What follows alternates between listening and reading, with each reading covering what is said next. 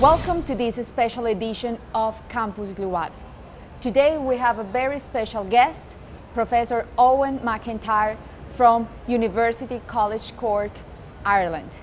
Today we're going to discuss a very interesting topic that brings together professionals from several disciplines, from law, international business, political science, and general audience. Today we're going to talk about global governance, international law, and the idea of global administrative law.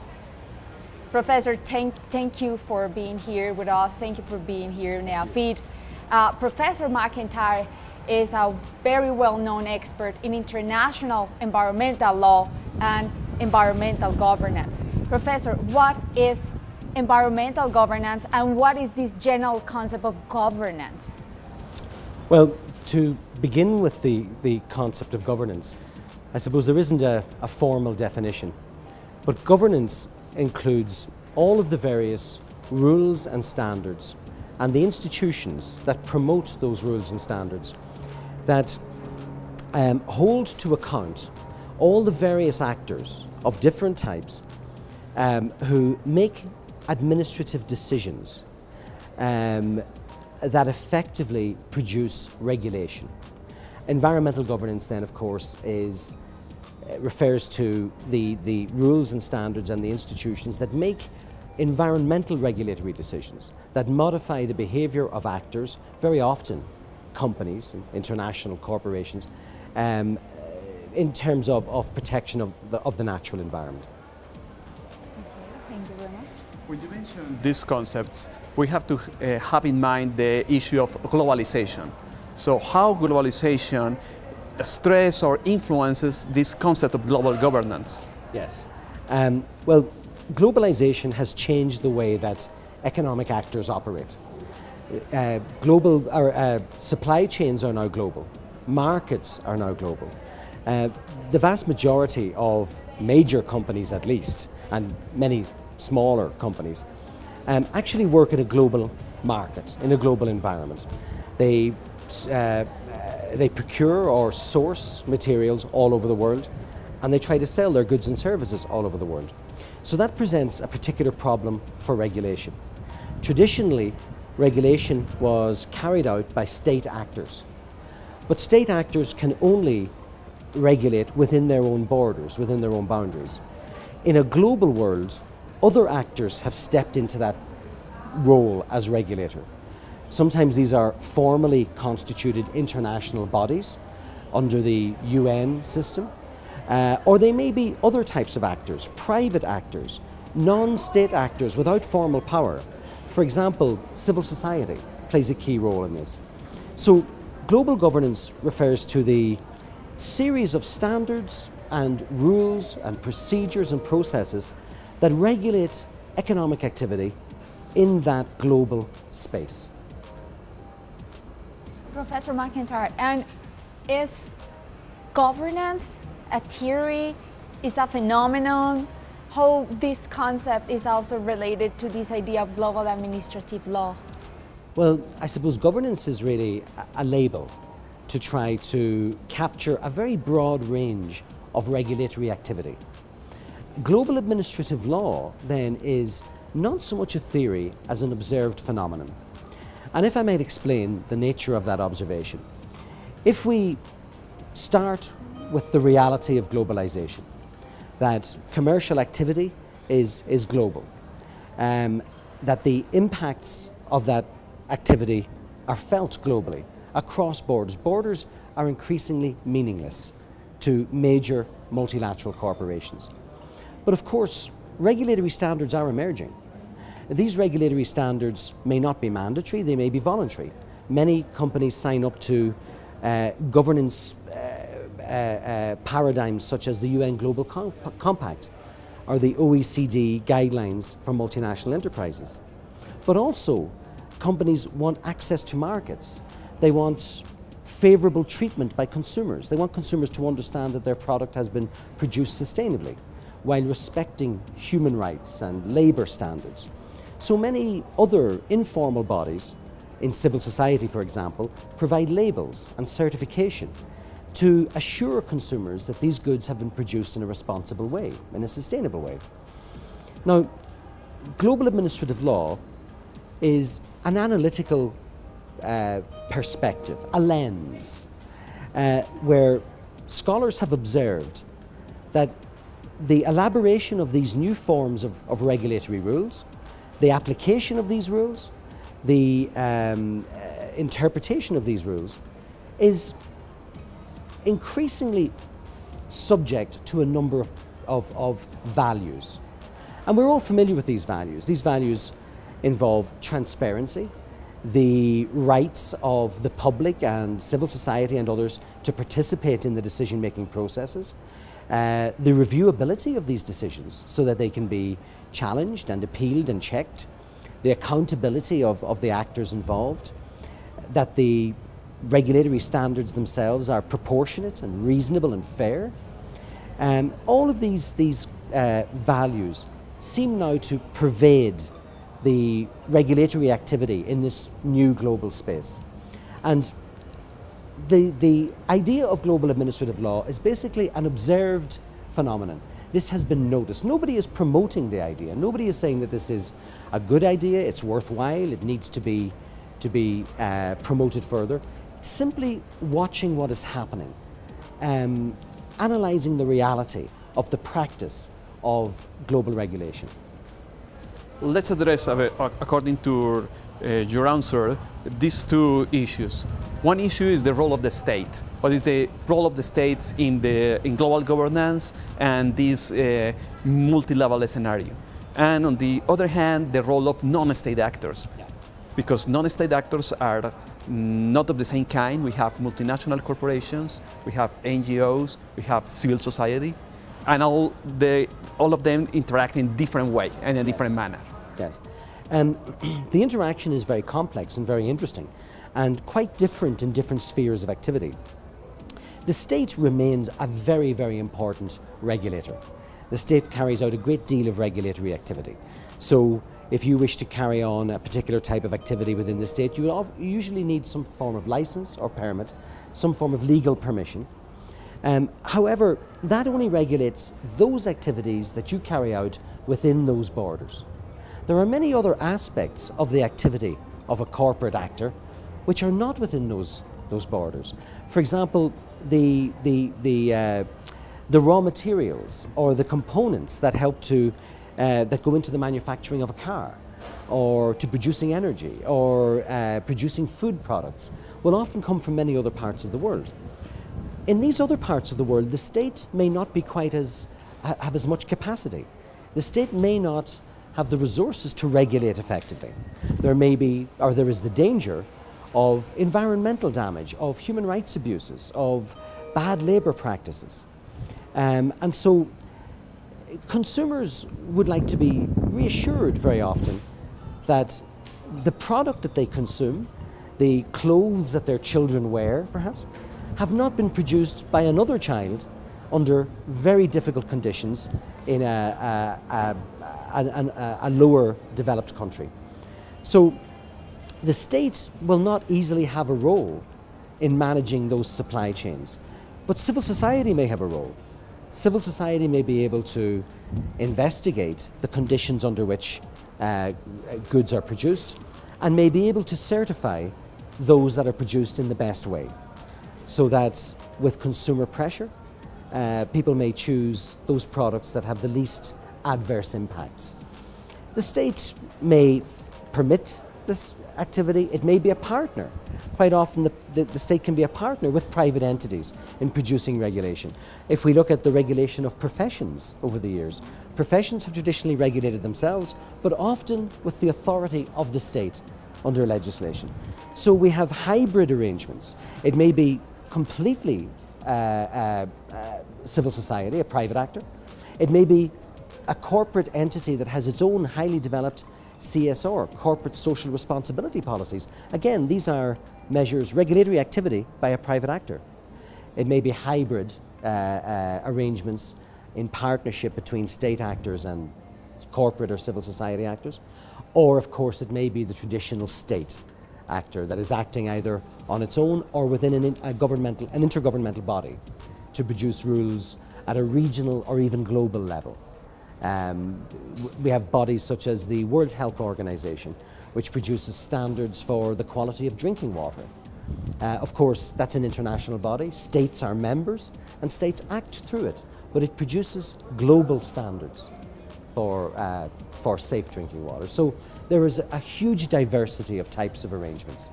I suppose the reason this is of interest to scholars is that it is a very new development that non-state actors can have so much power in the regulatory process. Professor McIntyre, can we say that governance call into question this traditional idea of sovereignty? I think that is a concern. I think our traditional understanding of the state was that the state had a monopoly on the making of law. And therefore the state had a monopoly on regulation and regulatory activities. That's no longer the case. Now we see, as we discussed earlier, that civil society actors, corporate actors often play a very key, very important regulatory role. That's not necessarily a problem. People who work in the environmental sphere or the human rights sphere would say, we can use all the regulations, all the standards we can get. You know what I mean? That we need them in all of these areas. The only concern is that the adoption of these new forms of regulation are not subject to democratic oversight, are not subject to democratic accountability. We can't vote out the management of an NGO if we're not happy with the kinds of rules and standards that NGO is promoting. And in many ways, that's the role of global administrative law, to ensure that these non-traditional, non-state and other actors are conducting their activities, their regulatory activities, in a manner that meets these core values of global administrative law, core values of global good governance. Again, transparency, participation, review, accountability, proportionality, respect for human rights, etc. You already talked about rules and standards, and who create those rules and standards are usually non-state actors. This means there is a change of paradigm regarding international law? Yes, I believe there is. I don't think that these non-traditional actors are going to replace the traditional actors of international law. We will always have a place for traditional treaties and conventions. We will always have a place for the established courts and tribunals, for the specialist agencies of the United Nations and other regional bodies like the Organization of American States, which have specialist committees and groups which study particular problems, are able to call on the resources of their member states and the political goodwill and the sovereign capacities of their member states. But I think these new actors augment the activities of the traditional international community. I think in terms of global good governance problems, we have a great deal to do. In the environmental area, this is very true. Global biodiversity is still under threat. And many other environmental aspects, the climate problems are not getting any better. We need more regulatory action. We need more action to promote sustainable behavior by a whole host of actors on a global level. So I think it's a question of partnership. I think also that what we see is a convergence, that the informal actors are very much guided, are given a lead by the standards promoted by the international community. One of the problems in traditional international law is a lack of enforceability. And these new institutions, agencies and actors, they provide an alternative route for the enforcement of environmental standards. Many of the actors, for example, the independent accountability mechanisms of multilateral development banks, like the Inter-American Development Bank or the World Bank or the International Finance Corporation, they very much, I would consider them to be actors, creatures of global administrative law. But in their safeguard standards, these banks and lenders actually refer specifically to instruments of international law, of traditional international law, and therefore they provide a further informal enforcement process or compliance process for the standards of international law. I don't think there is an inconsistency. I don't think there is anything incompatible between formal institutions of international law and these informal actors within global regulation and global governance. I think they can supplement and augment each other. And largely they do appear to act in concert. They appear to be moving in the same direction. Professor McIntyre, can we say that there are some asymmetries between developing countries and developed countries in the context of this phenomenon that we call governance or global governance? I think we can. I think, although this is a generalization, I think it's true to say that initially at least, the demand for standards of good governance has largely come from developed countries.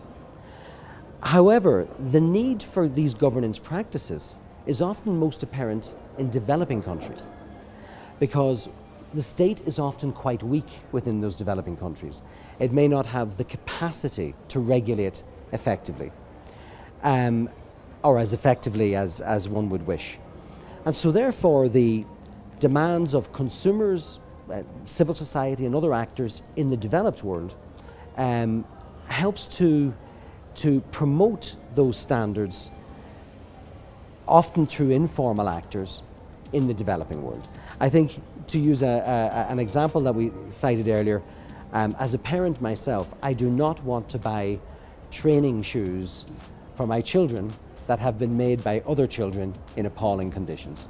And so I think that demand for, perhaps it's for a clear conscience, but I think that demand to be reassured that acceptable standards apply in the goods that we use, that we create a demand for, that can be harnessed to improve standards, living standards, environmental standards, and the quality of life of people in less developed countries where there may be a problem with formal regulation.